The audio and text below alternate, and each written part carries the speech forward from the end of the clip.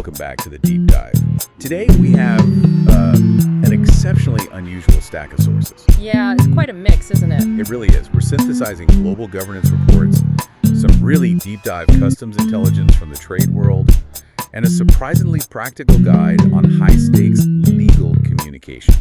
It sounds a little chaotic, I know, but our mission here is actually very focused. Right. We're trying to extract these universal principles that, underpin efficiency, how big organizations manage complex knowledge, and really the essential rules for high-stakes correspondence. And the link between all of them, a city bus route, contacting an attorney, it's that relentless challenge of maximizing impact. Exactly, maximizing impact through clarity and, through data. That's the perfect framing. Yeah. So let's start with those global efficiency gains, specifically digital government. Okay. The UN e-Government Survey from 2020 gives us a great snapshot, and the overall global trend is, it's overwhelmingly positive.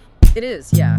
If you look at the e-Government Development Index, the EGDI, we saw the number of countries hitting that very high-ranking jump. Right. Huge. It went from 40 in 2018 all the way up to 57 in 2020.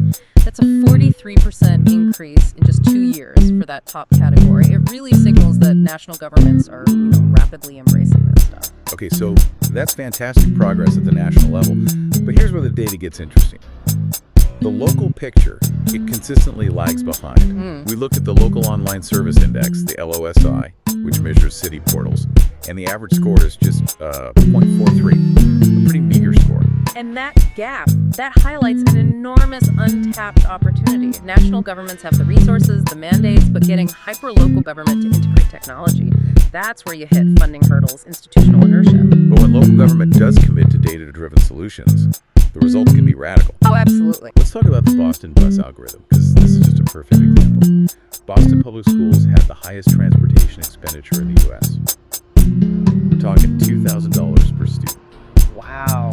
And the planning process was a nightmare. A total nightmare. Every single year, a dedicated team spent 4 agonizing weeks doing it all by hand. And that manual process isn't just expensive in terms of time, it locks the system into these inefficiencies.